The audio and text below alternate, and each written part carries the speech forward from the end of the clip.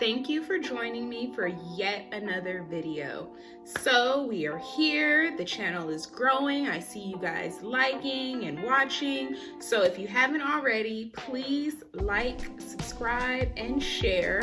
I mean, if you're here and this is not your first video, then clearly you must like me. If it is your first video, then trust me, you are gonna like me. But yes, so anyways, my videos in the past have been about keto and my weight loss journey that I'm currently on, but I wanted to take this video to talk about some other things that's currently going on in my life and, you know, some advice that I could possibly have to help you. So I did want to talk about my experience with going to therapy, if I recommend it, and how I think it could possibly help you guys. Now, this year with the pandemic and everything that's happened, a lot of us have had a lot of time to really just sit at home and think and reflect. And I've definitely been one of those people. And then because I live alone, you know, there's not really any distractions. So my mind has just really got to circulate. So I think on things of, you know, the past, things happening right now, and even things for my future. And so I decided to seek a therapist, and I mean, I'm only about 2 months in, but already I can tell you that it is definitely something that is going to be life-changing. It's already making me see a lot of things differently and all that good stuff, but I'm gonna get into that a little bit later. The first thing that we are gonna talk about is why I think people need therapy. And when I say people, I don't mean everyone. I do acknowledge that there are people that have tried it and they just don't think it's for them, and that's perfectly fine. I'm not here to make this video to, you know, say like if you don't go to therapy, you're not a good person, or, you know, you're less than, or anything than that. This video is more for people that maybe have never given it a try, or, you know, that you've been on the fence about it, or maybe you've never even thought about it, and after watching this video you might be like, okay, well, I'll give it a try.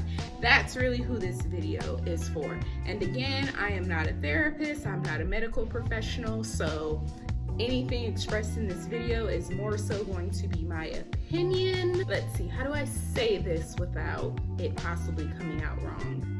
Well, long story short, people, we've all heard the saying, hurt people hurt people. And while that is definitely true, but also I don't think we realize that as people that we unconsciously and consciously, we carry a lot of what we've been through on us. Like, it gives off, like the disappointment, the hurt, the abandonment, the pain, the trauma, whatever, you know, your story is. A lot of times we think like, oh yeah, that happened in the past, I'm over it. Oh yeah, you know, whatever, you know, relationships end, we just kind of blame the other person and then we move on. And sometimes, well, a lot of times, we actually just need to start with ourselves. And I think sometimes we can forget that, especially in like dating or with friends, like when you've been done wrong, or, you know, you've been betrayed.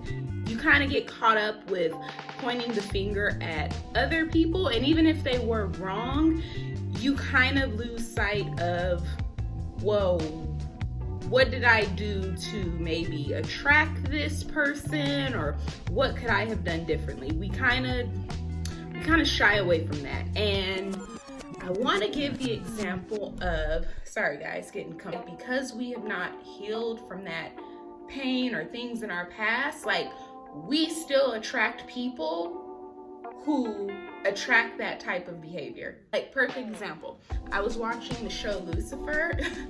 Don't judge me. Like, before you judge, or even if you do judge, that's you. That's a you problem.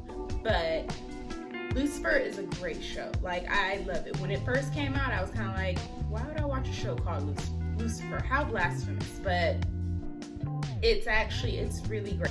I get to look at Tom Ellis, so why not?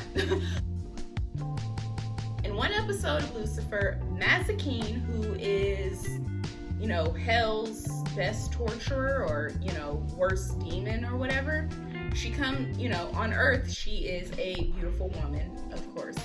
But in one episode, Mazikeen is really, really attracted to Charlotte, another character who I'm not going to go off into because it's a whole tangent.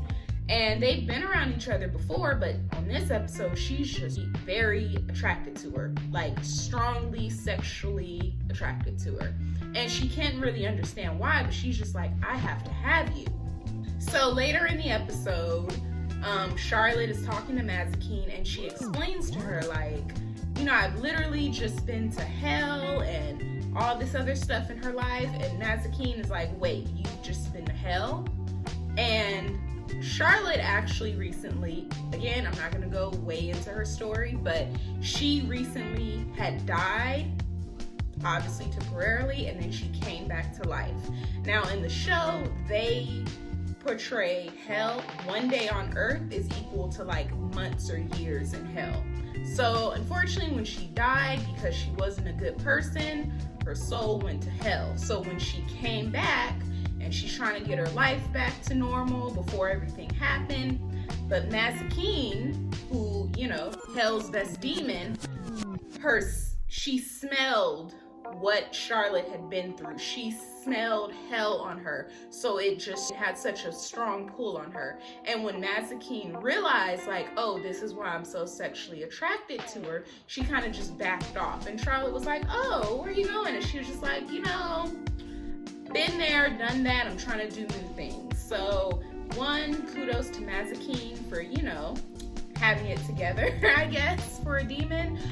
But also, you don't realize it, but when you have a cycle of attracting the same type of people with the same negative traits and the same negative energy and with all these toxic traits, and you're just like, why do I keep attracting these people? Well, it's not your fault that you're attracting these type of people and this type of energy, but you may not realize it, but what you're giving off, which is why desperation, sadness, loneliness, that's why it can be a trigger, or not a trigger. It can really attract someone who uses and takes advantage of people, and narcissists,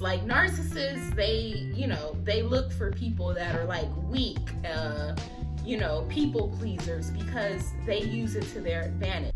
If there's one reason why I am advocating therapy, it is basically to sort out your mess, so that way, even once you do sort out everything, you're still going to come into contact with people that are not great for you and shouldn't be in your life.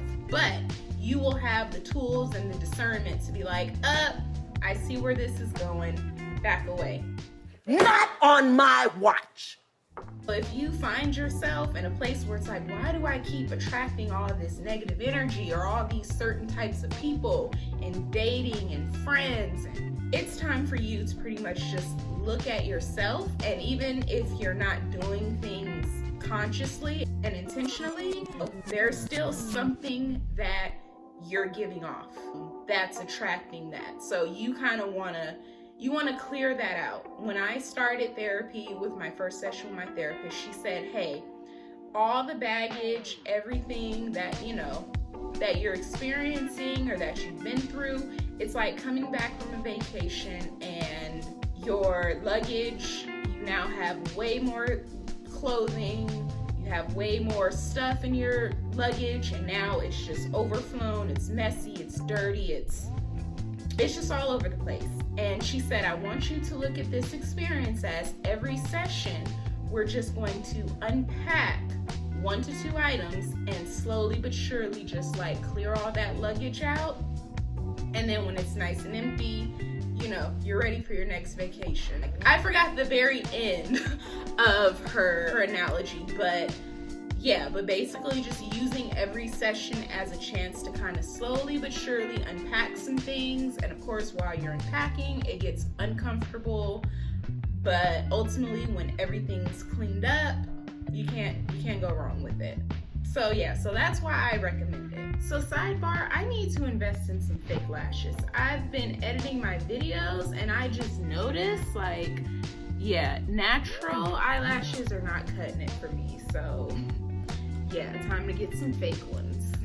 How has my experience with therapy been? Now, I've only been going for about 2 months, but I notice a difference. I feel different. We're currently in the process. We kind of literally just went deep, so I'm just like, it's a lot to take in.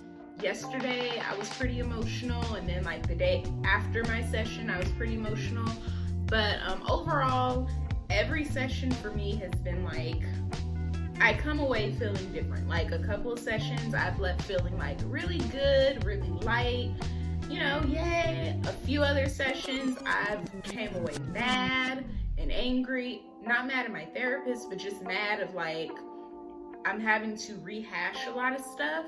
So in talking about it, I'm kind of like, wait a minute, and I'm coming to my own realizations, and it kind of just, it makes me mad.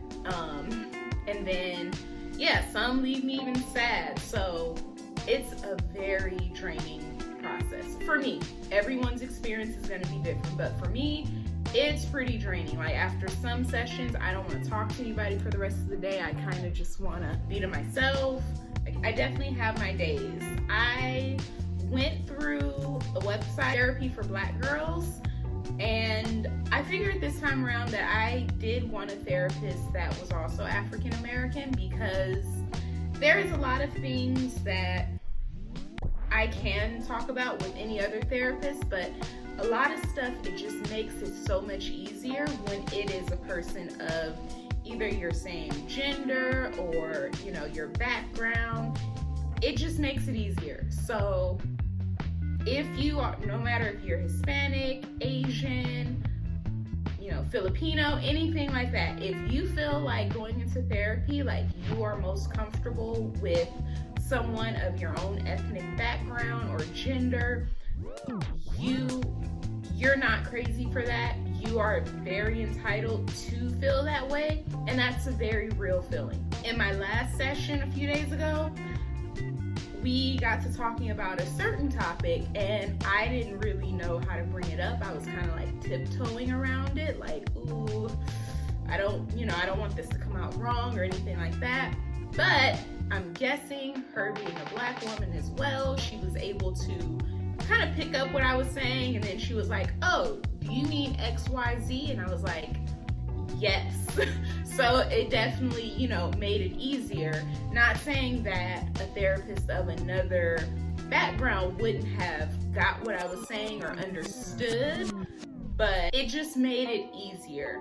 So, you know, when you are looking for a therapist, whatever your preferences are, you are entitled to them. Because ultimately, you want to be comfortable to communicate, you know, be vulnerable, you know, and trust this person. So whatever makes you comfortable, you're entitled to it. It is even a little scary because, I mean, I'm not going to really go into details about like my past or like my childhood or anything like that. I didn't have the worst childhood or anything, but it was not all, you know, diamonds and rosé, which I guess as a kid, rosé. But, you know, like there's definitely some things and some events that have made me the way that I am today, and it kind of has stifled things such as like my communication, being a people pleaser, how I show up in relationships and friendships. And now that, you know, I am a little older, and I realize that it's like, well, I don't want to take these things that are holding me back, that I feel like are holding me back, and use them as a crutch as to why I don't improve. See, a lot of people, a lot of people, not all, but a lot of people, they acknowledge that they have pain and hurt that they're dealing with. But for them, it's more comfortable for them to just carry that around, and whoever they come in contact with, learn to accept them and all their baggage, instead of being like, you know what, I'm gonna change.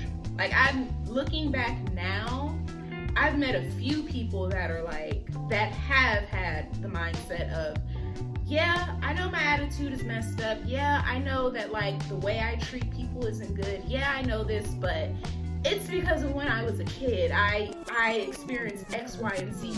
So now I'm like this. And if you really love me, then you should accept it. What the hell? That's not the way life is. Like, fix your mess. No one should ever feel like they are entitled to just dump their mess on someone else, or not dump their mess on someone else, but no one should ever feel entitled to feel like they can treat people any type of way and then say, well, it's my past, or it's how I grew up, or it's what I've been through. Like, we've all been through things. So be an adult, fix it, get to the bottom of it, and acknowledge what has really been hurting you and move on.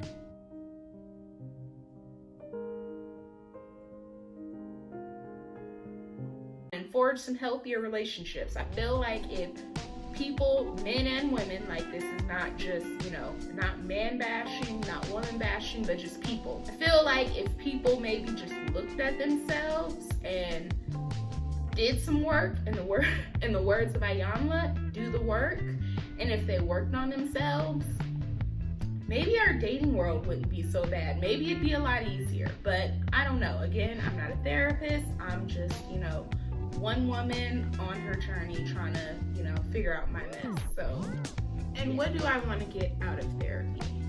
Ultimately, I want to get healing. I want to let some things go of my past that I've been holding on to. I want to gain a stronger sense of self. I want to be more confident. Your therapist is not going to fix you. Like, let me fix this. Sorry, cricket. It still is, but whatever. So your therapist is not going to fix you. Like, don't get it twisted. You are going to have to do the work. Like, let's say when you go to therapy, you have a 500-piece jigsaw puzzle that's not put together. Your therapist isn't going to sit there over a 6-month period and assemble the puzzle for you and then say, all right, you're all done. Go out in the world and be successful. What your therapist is going to do, and this is my analogy, you're going to go to your therapist with your puzzle, and they're going to show you a full outline of how your picture of how your puzzle should look when you're done, and then you're going to work together to assemble you.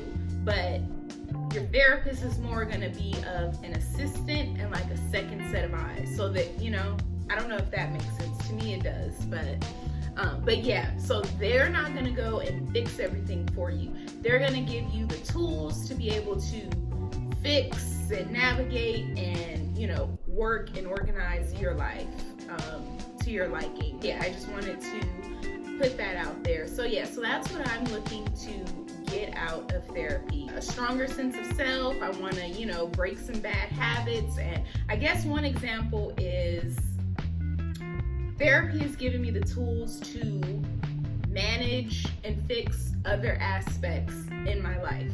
So one perfect example that I'm comfortable with talking about is like, I'm currently on this weight loss journey, and it's like the 50th time that I've tried to lose weight.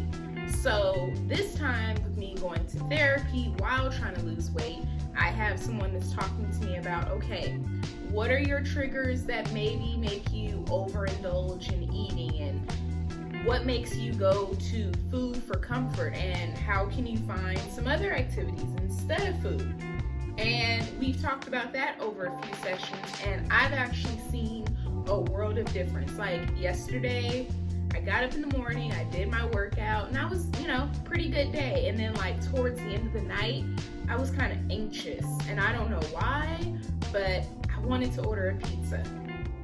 I was not even hungry, but I just kind of was like, well, be nice to just, snuggle up with the pizza here on the couch. And I was just like, nope, that's old thinking. And I was like, what can I do to not go down that path of, eating unhealthy and unnecessary?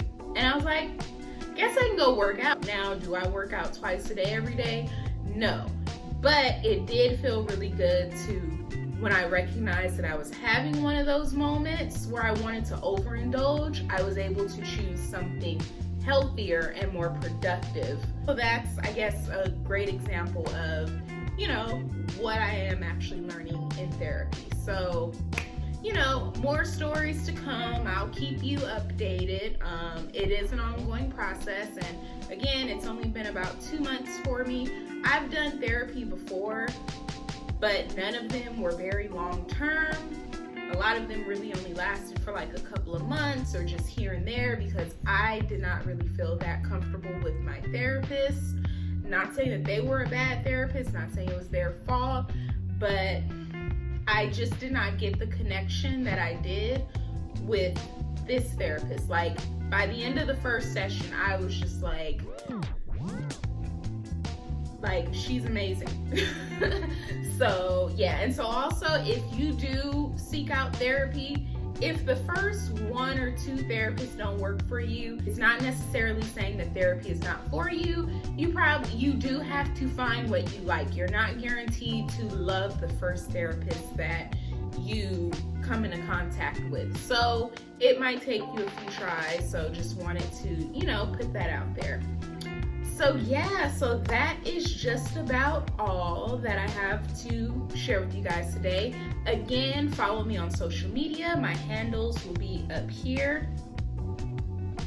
And again, please like, share, and subscribe. And also, again, this is an open space. I would love to discuss some things, so leave a comment as well. So again, I'm Leave It to Be. Thank you for tuning in. Bye.